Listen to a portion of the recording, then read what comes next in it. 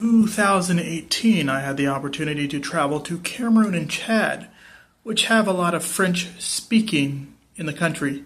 This is me practicing my French. Bonjour, je m'appelle Jacques Michel. Comment va você? Como se va? Estoy en Gawa, Cameroon. Es bom. Es muito bom. I sprinkled a little bit of Spanish in it. I noticed, though I wasn't in the nicest hotel, this is probably a 2-star hotel according to the US, but over there I was living high on the hog.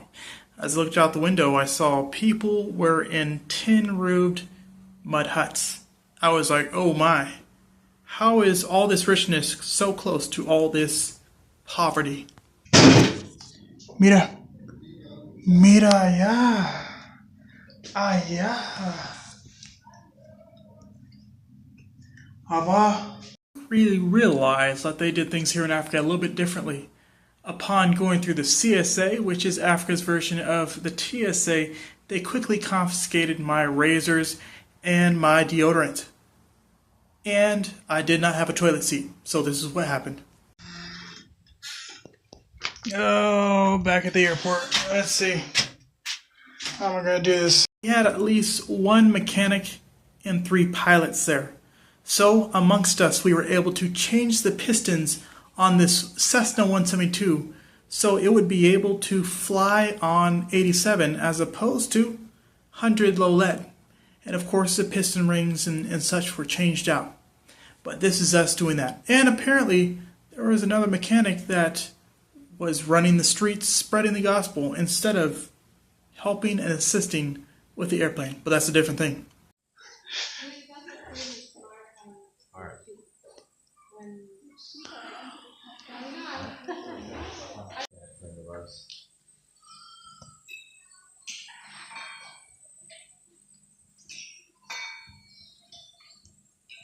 I'm telling you, some of these planes were sitting for a long time. There was so much dust, so much grime, you know?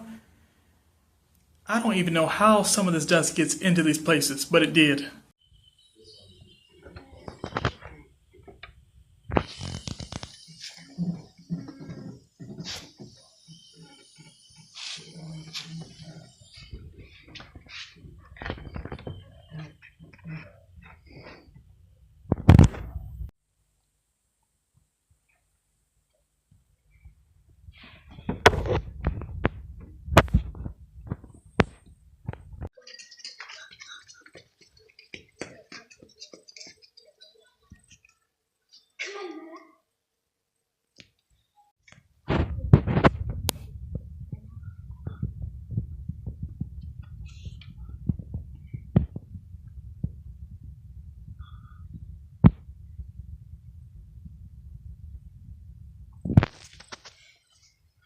Local Africans, and then you had the straight up Caucasians that were around there. And I was kind of in this in-between stage, right? So the kids thought I was very peculiar, and they would come up and just stare at me, just like, yeah, you work on that airplane. It's Saturday. I'm on the runway in Barrie. I'm not sure what happened with my ride situation. They were outside of the gate or the wall calling out to me, and I was like, yeah. And then they just took off. So, guess I'm walking to church. Mercy. Forward to Bede, Chad. It's Saturday now, and my ride apparently came by the other side of the wall and yelled for me. I did not hear anything. When I looked over the wall, there was nothing to be found. It's almost like the person didn't even want to pick me up. But I looked around and I just decided to hoof it or take it by foot to camp.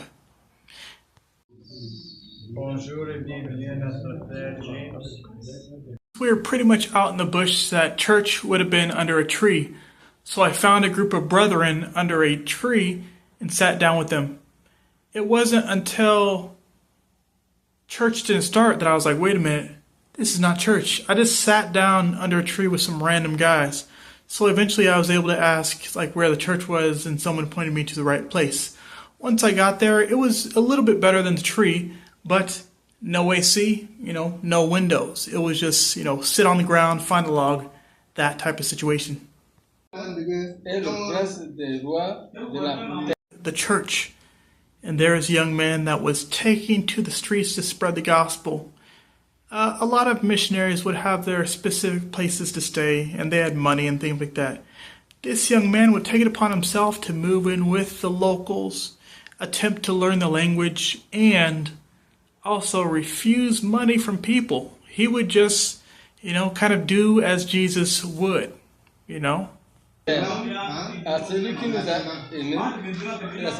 Random local or stranger, the people in the church found the side of me very peculiar, so they would definitely stare back.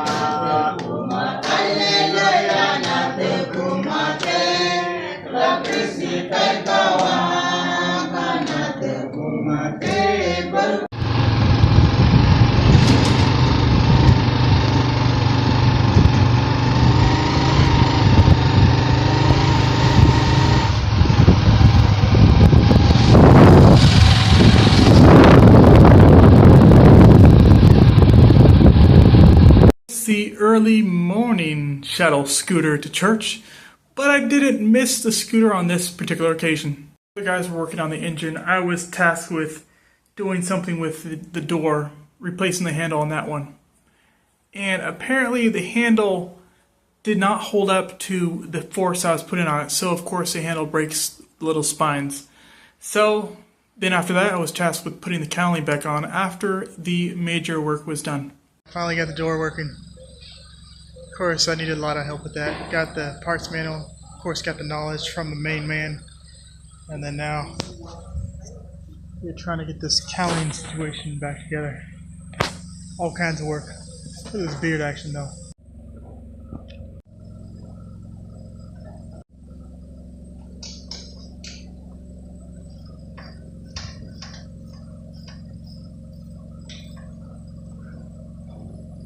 Okay. Wait, say what? Wait.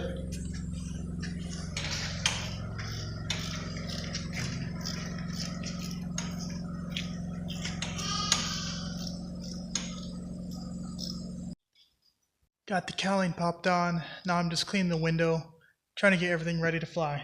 And I'm filthy, but I'm cool.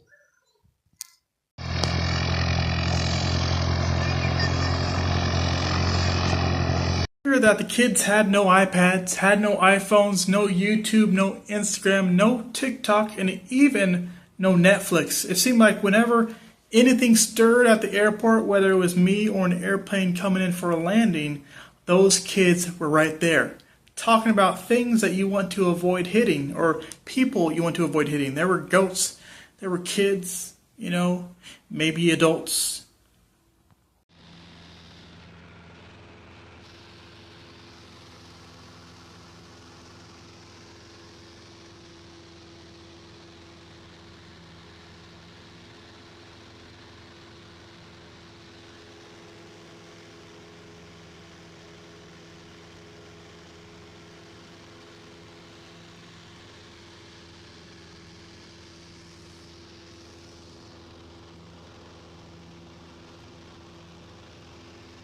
Occasionally we would fly out there talking about being in the middle of nowhere. I thought that was in the United States, but no. Being out here is like in a open park, open nature preserve park with all kinds of wild animals and expansive land between the cities that you fly into. I thought the middle of nowhere is in the US, but no. Out here is the middle of nowhere. If you just happen to land on the ground out here, good luck. There are all kinds of animals. There's weather. There's things that can bite you, sting you, shoot you, kill you, things all kinds like that, And in the air, you had the haze, you had the smoke, you had the clouds, and you had the weather to deal with. Africa, I had my David Clark headphones that I use all throughout training for aviation. But while flying down here in Africa, I put my headset in a locker and they seemed to run off. Perhaps someone needed them more than I did. God bless them. So I'm using these loaners over here, these off-brand kind. So uncomfortable, and the airplane was super loud. I have minimized the sound for your pleasure.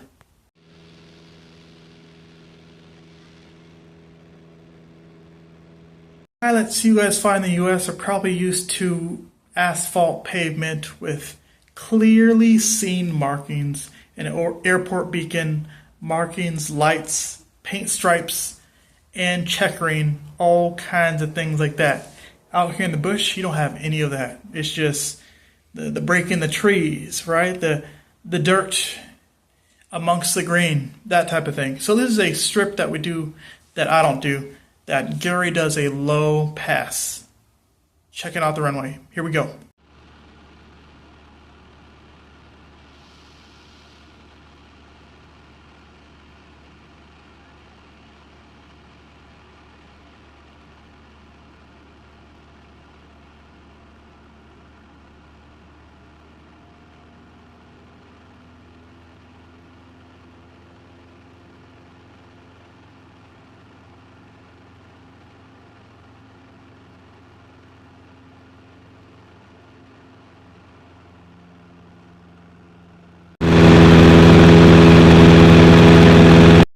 While I was there in Chad and Cameroon had to do with looking for the animals. So we could see animals and people from the sky. And we would go to these strips that were out there in the middle of nowhere and kind of check up on what the vibes were out there.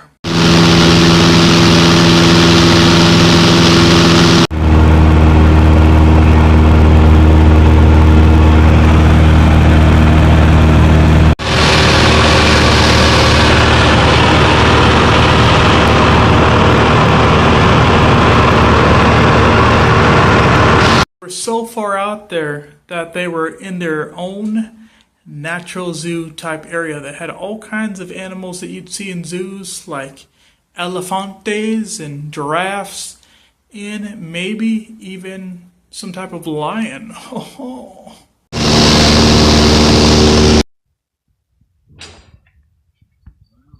Animals before, I've been to zoos. I have seen the animals pretty much up close. But the family I was staying with was really enthused in seeing the natural animals in their natural habitat. So they were excited to go to the safari place and see the animals up close. I needed sleep. So, yeah.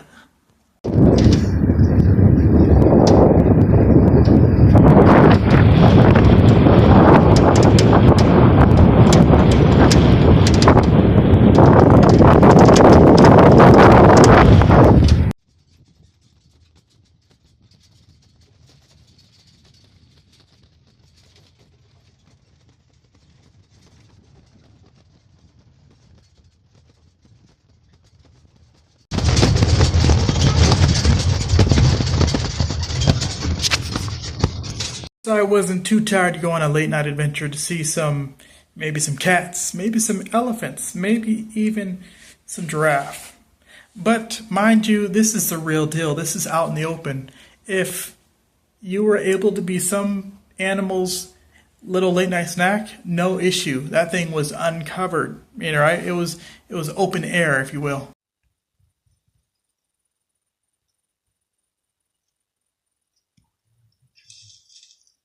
Seeing these animals in their natural habitat in the murky darkness was kind of terrifying. I was like, if they want to get me at any point, I'm right here, and there's nothing I can do about it.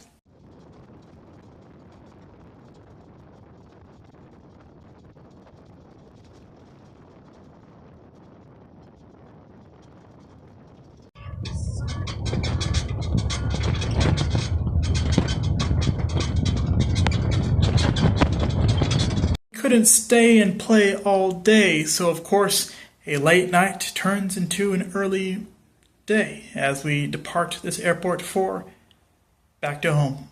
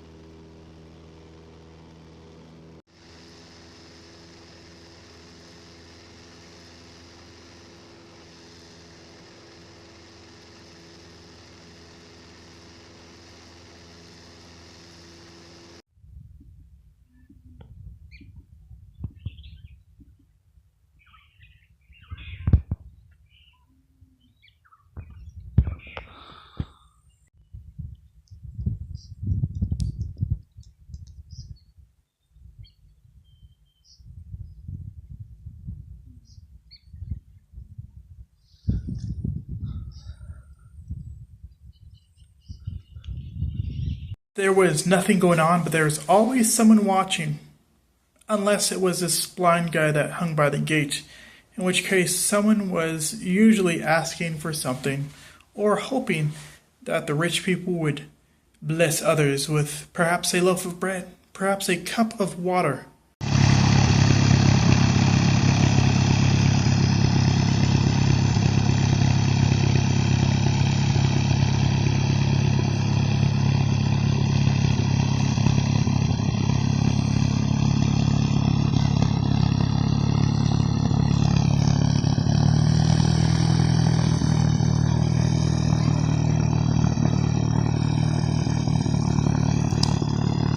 It's hard to keep any secrets in this tiny town. Whenever the plane started, the people could hear it for at least a mile around. So the kids would gather and get ready to watch this amazing takeoff of these airplanes.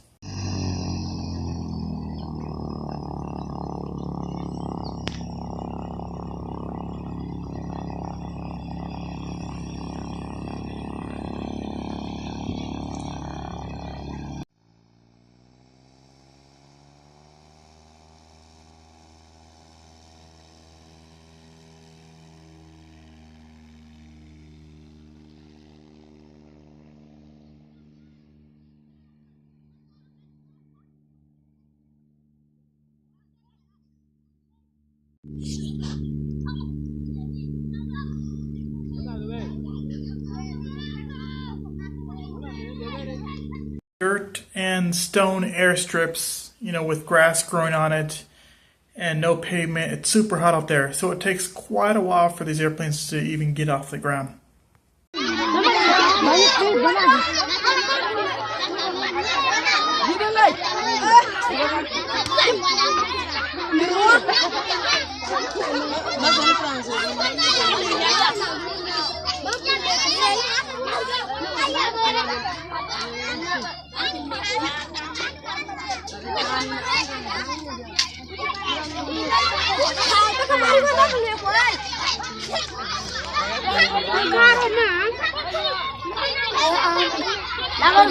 For their excitement at all, because apparently for a little bit there was nothing going on here, then all of a sudden there's plane movement over here. It's like an air show for your community. I get it. I'll tell you what, the mangoes and the avocado over here in this part of Africa were just almost the size of your head, right? And there were two particular times that I ate fruit salad that was made either on the street, right, or in the airport. And the hygiene washing situation or the water, not the best, right? So when I'd eat fruit maybe from a tree, I'd be fine. But if I ate it from like a local making it, things did not turn out so well. So there were like two different times where I got pretty sick. The last time I got sick was the absolute worst. I couldn't hold anything down, no water, no fruit. So I was like, am I going to pass this way? Is this the way I leave the earth? I did not know. Ate some fruit salad the last 2 days in a bowl. And there's water and germs and all kinds of things. So I have some drugs here. This is for malaria right here. So I'll take that, I guess, when I'm feeling the malaria symptoms of fever and achiness, throwing up, vomiting, all that stuff. This time around I have diarrhea, so I got some Cipro here. I'm about to take one of these. These taste so terrible. I'm not used to swallowing pills, so that should be not fun. Diarrhea treatment kit to get some fluids in my body. I've been working on this bottle, but it just yeah. All this is about $15.80, so yeah.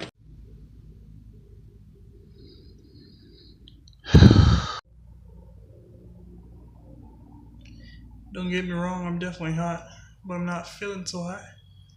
Just my stomach, it's like whatever I put in, it wants to go out the other side, not this side this time, so that's good, but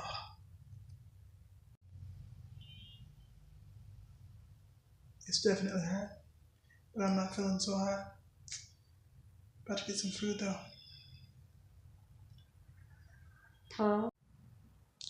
But not feeling so hot.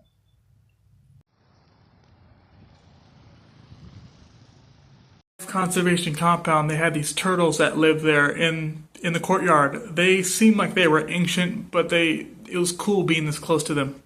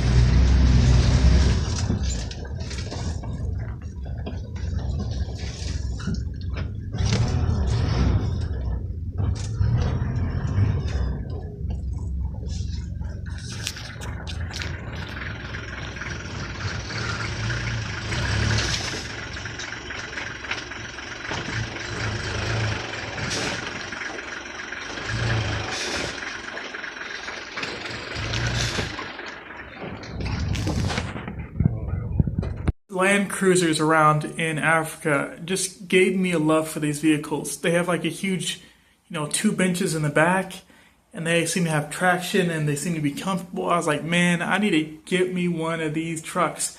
But while crossing a wash or a river, we got stuck and had to push this thing out of this muddy spot. That was exciting.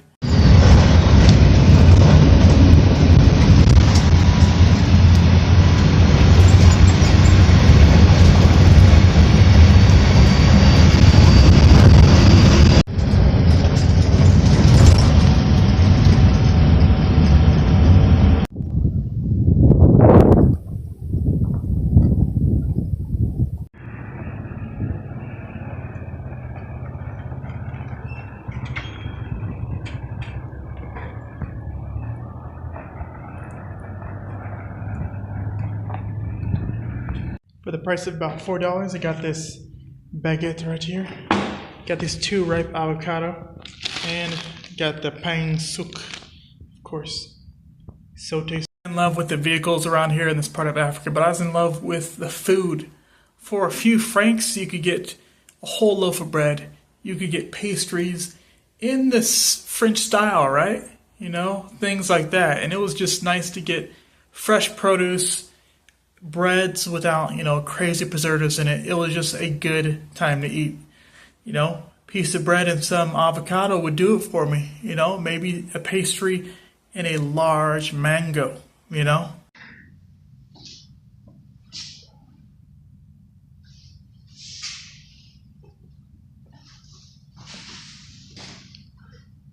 There was a moment where, these temporary job situations came to an end.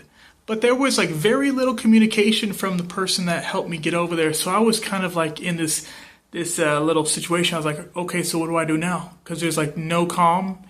This person's gone non-comm for like 3 days. I'm like, normally this person would get right back to me, within maybe the day, maybe 10 minutes. But this is different, So I was like, I guess I'll just stay here until I get an answer, and that's exactly what I did. But I quickly found myself returning to Arizona.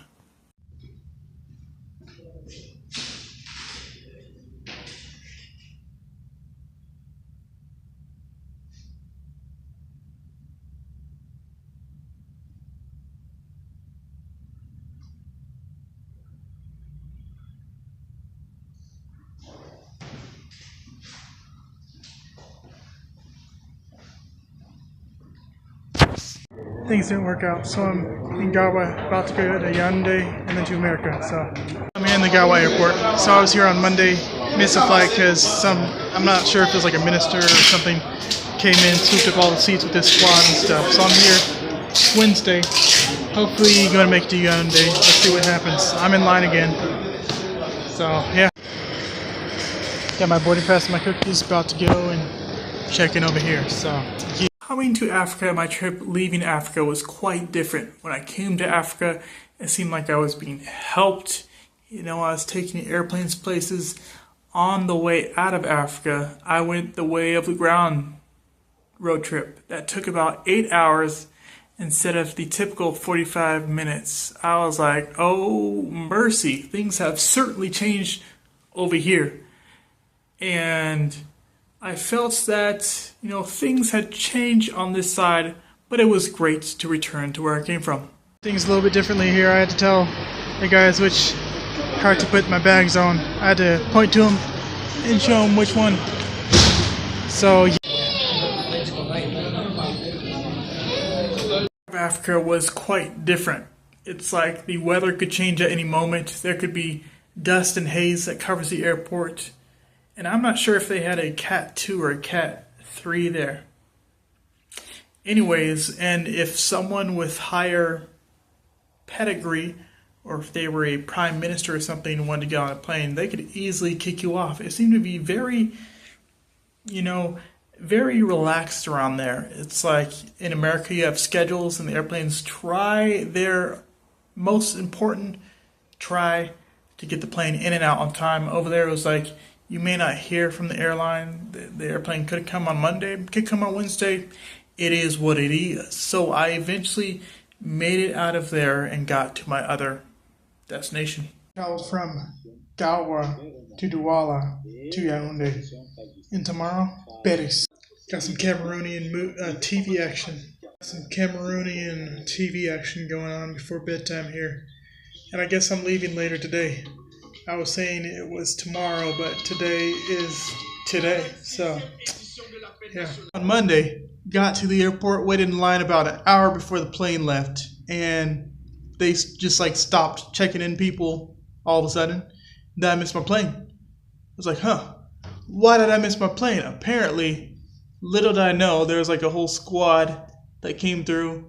And they went behind the scenes and made it happen, got on the plane, and then all those seats that were empty were filled now.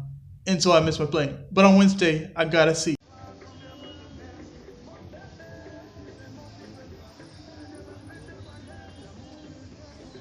Left for the United States. I had an opportunity to go to pretty much the Santee Alley of this part of Africa, and they kind of have these outdoor markets and flea market type vibes, but there's a lot of potholes in the street. There's holes going down to what I can only imagine is a sewage place.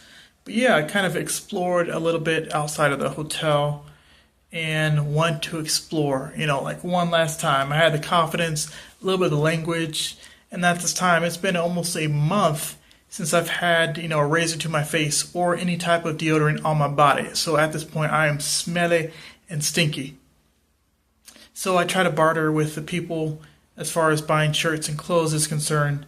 I ended up giving that shirt away, but the guy led me around like a dog. I sure smelled like a sweaty, stinky, wet dog. I just got led by a dog to buy the shirt, and they told me 6,000. Finally gave him 4,000. So yeah, still paid probably too much for it, but it is an outdoor market here, it's like a sweatshop.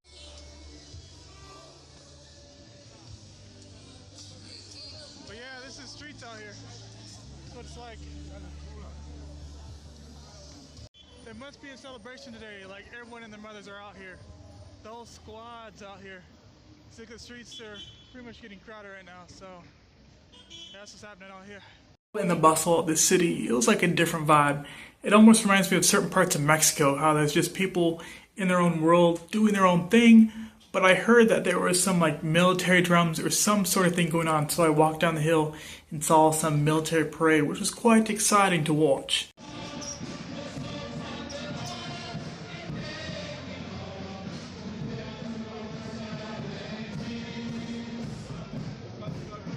Je ne sais pas what is going on.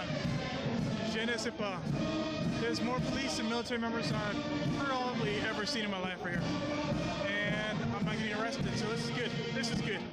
Yeah, the market experience in the city is definitely more aggressive than it was in the rural country of Gawa. Rural country area. Over here, it's a lot more aggressive. People are grabbing onto you, fighting over you. And there's a lot more marketers, I guess, packed into a small area. So it's crazy. I was having trouble getting onto the Nextel service People say it's easy, but it's actually complicated. You need codes, and in America, you just go to a place and buy a phone, buy the service, and it's on there. Here, it's like you buy the card, and then you got to put like service on the card. Then you got to find the codes to use the internet service, and then you have to like go in your settings and do all kinds of shenanigans that I frankly do not understand. So what is going on? Je ne sais pas. It is first world problems. The internet seems to be 2G, and if you guys remember what 2G is, that's what we had in the early 2000s, I believe. So yeah, just spent $3 on a China-made belt, which I'm kind of happy about if it lasts me more than 2 months. And I also paid about $8 for a shirt, which I gave to someone. So there's that. The last time I was in Yaoundé going through security, I don't think they call it TSA here, but I went through the security. They took away my shavers and my deodorant, as you know. So I've been running ragged in all kinds of ways. And this is probably the worst I've smelled ever, like in my entire life. Maybe not, but I'm smelling pretty bad right now. No deodorant.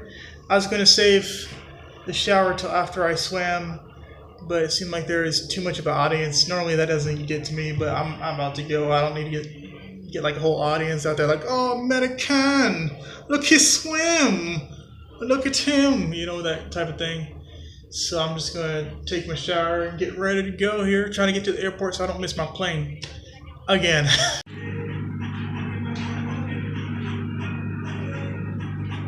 In the 777-200 in Yaoundé, about to go to Paris. I think we're making a stop in Douala. Oh yeah.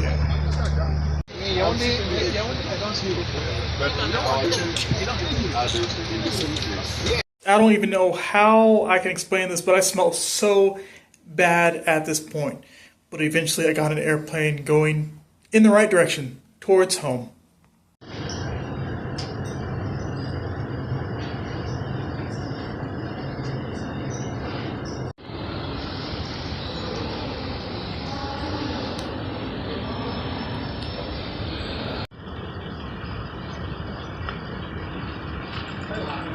Got on an Air France flight and got to Paris. I had a layover of, I want to say 3 hours, but I didn't think that was enough time to leave the airport and do something. So I just stayed there and checked out the nice and sleek avant-garde airport. Hey guys, no longer in Africa, so I'm going to go back to James Parks and Recreation TV Ministries. So, yeah, in France now, I'm on my way to Phoenix, so it is what it is. So I hope to see you guys over there. Join me on that page, James Parks and Recreation TV Ministries on YouTube. Thanks for joining me in Africa, looking into the Window to Africa. I'll see you guys later. I have a channel called Window2Africa, which I edited these things in small, short episodes. But here's the thing. I am not able to have access to that Gmail account or any of that anymore, but it's still there, archived on the interwebs. I just wanted to do this video for this channel, so there you go. But if you wanted to get it with my logo thing, with the music that I did, that's still there. Window number 2, Africa, no spaces. Welcome to Window to Africa. I am now in France, so I guess it should be called Window to France. But I just want to let you guys know that I'm moving over to James Parks and Recreation TV Ministries again, so you can join me over there. James Parks and Recreation TV Ministries. Again, I'll be posting over there starting probably today. And over here on this channel, I'm not in Africa anymore, so sayonara, signing out. God bless, comment, like, subscribe to the other channel. Thanks guys. France, I think my patience was tested on this flight, man. On one side I just had a older gentleman. I mean, the bumping's fine, I guess. It's just like you try to sleep and it's just like boom, boom. I guess naturally that's what happens on international flights when you're packed in like sardines in a sardine can. But then the guy to my right, oh, God bless him. God bless the young man. But I got through the flight and really tired, as they say in French. Je suis fatigué. Welcome to Window to Africa. I just want to thank everyone that have joined me on this journey to Africa. Window to Africa. I'm in France now, about to go to Hotlanta and to Phoenix, Arizona. And so I want to invite you guys to come over, join me in James Parks Recreation TV Ministries on my other channel. I am probably not going to be posting too many things over here because it's Window to Africa. I'm not in Africa anymore. But you can join me in James Parks Recreation TV Ministries. Comment, like, subscribe over there. Thanks for watching me in these shenanigans here and joining me. Comment, like, subscribe over there. See ya. That's right, Window to Africa has come to a close. I'm in France right now, on my way to Hotlanta, Georgia, and then to Phoenix, Arizona for the next journey. As they say, all good things must come to an end, so this is a journey I'm on, about to go to the United States, and hopefully change these Cameroonian francs into some green cash. So I hope to see you guys over there on the flip side. The other channel I'm going to is James Parks and Recreation TV Ministries. You'll find more of my blogs and things over there. And I probably won't be posting too much over here at Window to Africa, but you can find me James Parks Recreation TV Ministries. Be blessed, my friends. I'm not gonna lie, the smidgen and half of French that I learned in Cameroon is coming in handy today. I was trying to get directions to my gate, which on my boarding pass said 2E. And it's actually L53, so many things do not make sense to me, but I'm figuring out that many things don't make sense to me. So there you go, made it to my gate, just standing here vlogging and things. But yeah, it was a decent trip. And from Cameroon to Paris wasn't a bad leg. It was just, I don't know if they like shortened the seats, like made them smaller or whatnot, but like I was squished. And like this guy to the right of me, he had this thing with his, I don't know if he was toe tapping or leg tapping, but his like leg would bump up and down, and he'd graze my leg. I was like, come on, man, you hit my elbows, man. Like, come on now. So I didn't really sleep, but yeah, that's what little French I picked up in Cameroon. It's kind of coming in handy. I didn't really know where my gate was because my boarding pass said 2E, but the gate is actually L53. Many things don't make sense to me here, but it's okay. French came in handy because I asked the guy. I didn't really say bonjour before I went up. I should have said that. Anyways, I went up to him. I was like, 2E, pointing to it, you know, and he was like, tout droit, à gauche. I was like, okay, that means straight and then left. And I got that from flying in Cameroon, so knowledge is power. Sport mode activated. Bonjour. Welcome back. I'm about to do this 9-hour flight to America. Oh boy. I have an aisle seat, which I'm so happy about. Let's go. Madame, Monsieur, bonjour et bienvenue à bord. Welcome aboard, ladies and gentlemen. La représentation qui va suivre concerne votre sécurité à bord. Merci de nous accorder votre attention. For your safety and comfort, please pay attention to the following safety performance. Chaque fois que ce signal est allumé, vous devez attacher votre ceinture. Elle soulignera élégamment votre taille, tout en garantissant votre sécurité. Nous vous recommandons de la maintenir attachée de façon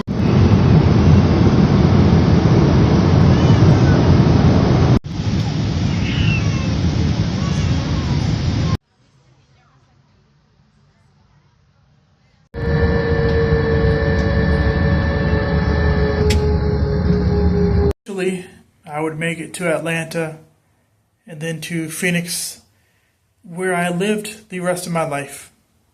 Yeah, but that was quite a trip. There were various crazy, interesting, weird things that happened to me. You know, getting sick twice. That was interesting. You know, fearing for my life as far as malaria goes, you know, mosquitoes and that type of thing. And just interacting with people that I've never interacted with before. And just, you know, interacting with certain situations, you know.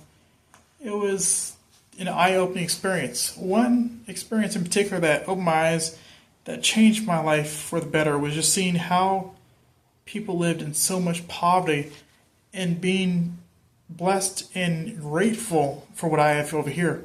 I saw this young man kind of begging and rummaging through trash cans for food. And this guy, instead of having his knees going the right way, they went the opposite way. So he was walking on the back of his knees, if that makes sense. So instead of his legs going behind him, they were in front of him, toes pointing towards the sky. So when I saw that, I was like, man, this guy is out here getting it. He's not starving. He could have been starving, but for my story here, it's like this guy is out here getting it. He's not starving. He's hustling, working on making things happen, and he seems happy, even though his legs are like completely stuffed. They're like messed up. But it just inspired me and helped me be thankful and grateful for what I have every day. You know, I don't have to rummage through trash cans, and just like the wealth of health that each of us have. It just helped me be grateful when I came back to the United States. It's like, you know, Arizona is pretty much like Africa, except there's not a lot of chickens and goats walking across the street and things like that. But a lot of the things are the same, although there's not as many Africans here in Glendale and Phoenix and stuff, but it's pretty much the same vibe, almost as hot. But yeah, it was just a great experience getting out of the little bubble you call home and experiencing different people's cultures, you know. Awesome. 10 out of 10.